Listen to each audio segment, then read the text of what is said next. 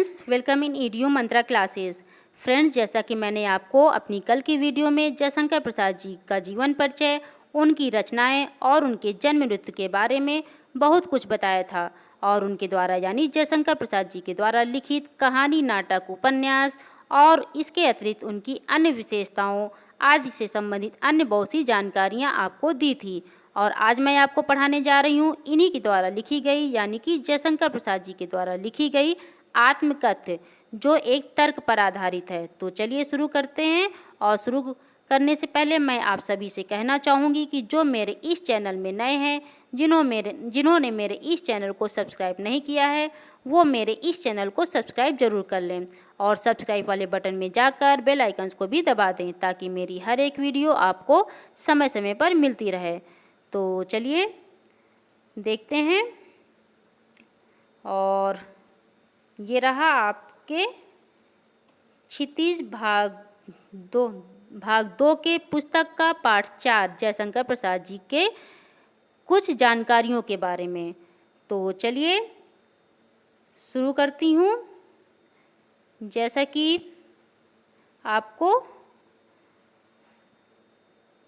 अभी मैंने आपको बताया था कि जयशंकर प्रसाद जी के द्वारा लिखी गई आत्मकथ्य जो एक तर्क पर आधारित है। कहा जाता है कि प्रेमचंद, इनका पूरा नाम मुंशी प्रेमचंद जी है और इन्हीं के संपादन में हंस पत्रिका का एक आत्मकथा विशेषांक निकलना तय हुआ था। और उसी समय जयशंकर प्रसाद जी के कुछ मित्रों ने उनसे आग्रह किया कि वे भी यानी जयशंकर प्रसाद जी भी प्रेमचंद जी के जैसे आत्मकथा लिखें। लेकिन जयशंकर प्रसाद जी की अपने मित्रों के इस बात से सहमत नहीं थे और इसी असहमति के तर्क से जयशंकर प्रसाद के द्वारा लिखी गई कविता है आत्मकथ्य। और यह आत्मकथ्य कविता पहली बार सन 1932 में हंस के आत्मकथा विशेषांक में प्रकाशित हुई थी।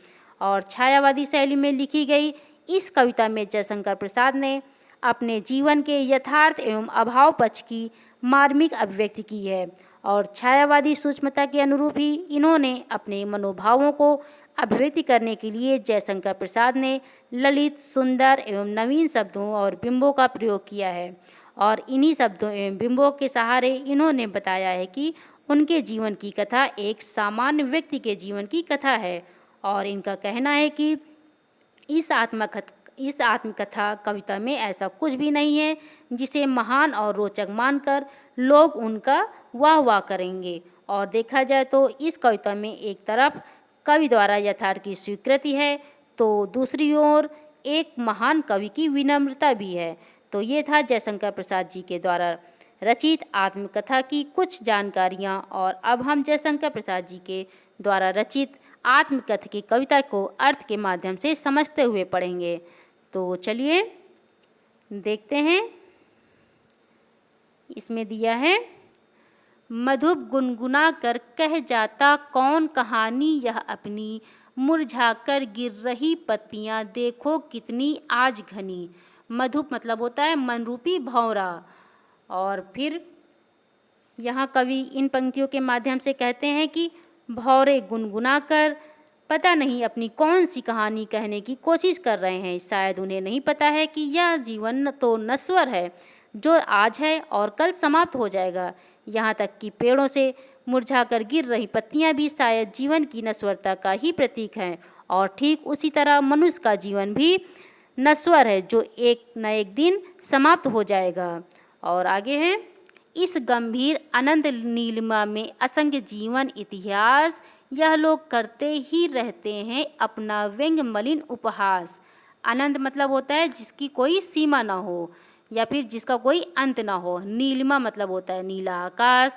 व्यंग और असंख्य मतलब होता है अनगिनत। और व्यंग मलिन मतलब होता है खराब ढंग से निंदा करना। उपहास मतलब मजाक करना।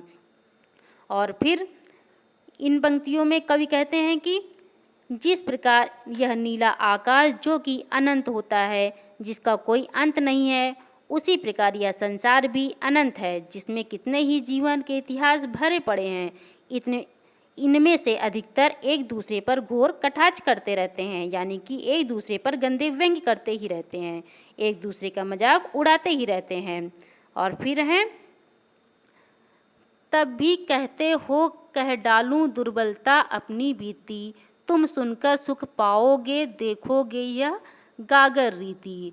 दुर्बलता मतलब होता है कमज़ोर, और गागर मतलब खाली घड़ा यानी कि सूखी नदी। और यहाँ पर फिर कवि कहते हैं कि कवि अपने मित्रों से कहते हैं कि इसके बावजूद भी पता नहीं तुम मेरी दुर्बलताओं के बारे में यानी मेरी कमजोरियों के बारे में क्यों सुनना चाहते हो। मेरा जीवन तो एक खाली गागर यानी सूखी नदी की तरह है, जिसके बारे में सुनकर तुम्हें शायद ही कोई आनंद आएगा। और अब है, किंतु कहीं ऐसा न हो कि तुम ही खाली करने वाले अपने को समझो, मेरा रस ले अपनी भरने वाले। इन पंक्तियों के माध्यम से कवि अपने मित्रों से कहते हैं कि मेरे जीवन की आत्मकथा को सुनकर यानी मेरी कमियों को सुनकर कहीं ऐसा न हो कि तुम कहीं ये समझने लगो कि तुम्हारे जीवन में सब कुछ अच्छा ही हुआ हो और मेरा जीवन हमेशा एक खाली कागज की तरह रह गया है। और आगे दिया है यह विडंबना अरी सरलते तेरी हंसी उड़ाऊं मैं, भूले अपनी यह प्रवंचना औरों की दिखलाऊं मैं। प्रवंचना मतलब होता है धोखा देना। और फिर इन पंक्तियों के माध्यम से कवि कहते हैं कि इस दुविधा में भी मैं दूसरों की हंसी उड़ाऊं या फिर अपनी ही गलतियों के बारे में यानी अपनी ही कमियों के बारे में इस संसार को बता करके अपनी ही हंसी उड़वाऊं। कभी दूसरों ने तो हमें धोखे दिए हैं, कभी उनके बारे में अपनी इस थोड़ी सी जिंदगी के बारे में बताकर अपना ही मजाक उड़वा लूं। और फिर उसके बाद है उज्ज्वल गाथा कैसे गाऊं मधुर चांदनी रातों की, अरे खिलखिलाकर हंसते होने वाली उन बातों की। उज्ज्वल मतलब होता है अच्छा। और फिर कवि इस पंक्तियों में कहते हैं कि आखिर कभी अपने जीवन के बारे में अच्छी आत्मकथा कैसे लिख सकता हूँ। मेरे जीवन में कुछ ही खास पल हैं यानी कि मेरे जीवन में कुछ ही मधुर रातें हैं जिसमें खिलखिलाकर हंसने वाली कुछ ही पल हैं जो मेरे जीवन का आखिरी सहारा है। यानी कि कवि उनके बारे में दूसरे को कैसे बताए, वही उनका आखिरी सहारा है। और उसके बाद है मिला कहाँ वह सुख जिसका मैं स्वप्न देखकर जाग गया, आलिंगन में आते आते मुस्कुराकर जो भाग गया। आलिंगन मतलब होता है पास आना और मुस्कुरा मीन्स मुस्कुराकर। और फिर यहाँ कवि कहते हैं कि मैं कभी कितनी ही महत्वाकांक्षाएं पाली थी, न जाने कितने सपने देखे थे, लेकिन वो पूरे होने से पहले ही टूट गए।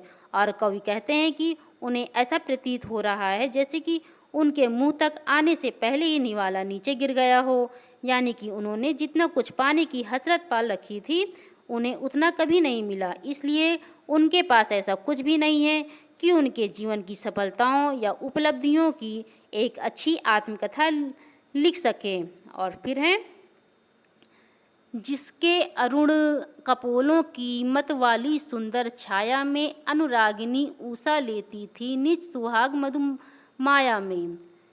और यहाँ अनुरागिनी का मतलब होता है प्रेम भरी भोर, ठीक है, प्रेम भरी भोर। और फिर कवि कहते हैं कि उनके जीवन में कभी कोई ऐसा था जिसके चेहरे को देखकर, जिसके लाल गालों को देखकर, यानी कि लाल गाल अरुण कपोल मतलब होता है लाल गालों को देखकर कवि को प्रेरणा मिलती है, लेकिन अब उसकी यादें ही बची हुई हैं और कवि नहीं चाहते हैं कि वे उस व्यक्ति के साथ बिताई गई प्रेम भरी रातों को जग जाहिर कर दें और अपनी आखिरी रातों को भी गंवा दें। और इसके बाद है देखिए आगे, उसकी स्मृति पाथर बनी है थके पथिक की पंथा की, सीवन को उधेड़ कर देखो क्यों मेरी कथा कंथा की। और फिर यहाँ पे आपको इसका अर्थ बता दे रही हूँ। स्मृति का अर्थ होता है यादें, पाथे मतलब होता है सहारा, पथिक मतलब यात्री, और पंथा मतलब होता है रास्ता या फिर राह, और सीवन मतलब जीवन, और कंथा मतलब होता है अंतर्मन, ठीक है। और फिर यहाँ कवि कहते हैं कि अब मैं तो एक थका हुआ राही हूँ जिसका सहारा केवल उस व्यक्ति की पुरानी यादें ही हैं, इसलिए किसी को भी इसका कोई हक नहीं है कि वे जीवन को उधेड़ कर उनके दुखों को देखे और उनकी कमजोरियों को देखे। और आगे है, छोटे से जीवन की कैसी बड़ी कथाएं आज कहूँ, क्या यह अच्छा नहीं कि औरों की सुनता मैं मौन रहूं। और फिर इस पंक्ति में कवि कहते हैं कि उनका जीवन बहुत ही सरल और सादगी भरा है, वह स्वयं को तुच्छ मनुष्य मानते हैं। और कवि के अनुसार, मैंने जीवन में अभी ऐसा कोई कार्य अभी तक नहीं किया कि मैं खुद के बारे में बड़ी बड़ी कथाएं या कहानियां लिख सकूं, इसलिए इससे अच्छा तो यही होगा कि मैं मौन रहकर दूसरों के बारे में सुनता रहूं। और फिर आगे है, सुनकर क्या तुम भला करोगे मेरी भोली आत्मकथा, अभी समय भी नहीं थकी कोई सोई है मेरी मौन व्यथा। भोली मतलब होता है सरल। और फिर कवि कहते हैं कि यदि मैं अगर अपने जीवन की आत्मकथा लिख भी लूँगा तो भी मुझे कुछ बड़ी उपलब्धि नहीं मिल जाएगी। और फिर कवि कहते हैं कि शायद अभी उचित समय भी नहीं आया है कि वे अपने जीवन की आत्मकथा लिखें। और कहते हैं कि वे थके हुए हैं और उचित समय भी नहीं है। और कवि के अनुसार उनके पास अभी ऐसी कोई सफलता या उपलब्धि भी नहीं है जिसके बारे में दूसरों को अपनी प्रेरणा दे सके। और फिर कवि कहते हैं कि मैं अभी अपनी आत्मकथा को लिखना भी नहीं चाहता हूँ। तो ये था जयशंकर प्रसाद जी के द्वारा रचित आत्मकथ्य। और मुझे उम्मीद है कि आप लोगों को जयशंकर प्रसाद जी का यह आत्मकथ्य पूरी तरह से समझ में आ गया होगा। और ये देखिए, आपकी सुविधा के लिए हमने यहाँ पर कुछ शब्द अर्थ भी डाल दिए हैं, आप इसे भी पढ़ सकते हैं। और अब मैं इसे यहीं समाप्त करती हूँ और अगली वीडियो में हम इस लेसन के सभी प्रश्नों का अभ्यास करेंगे। Thank you.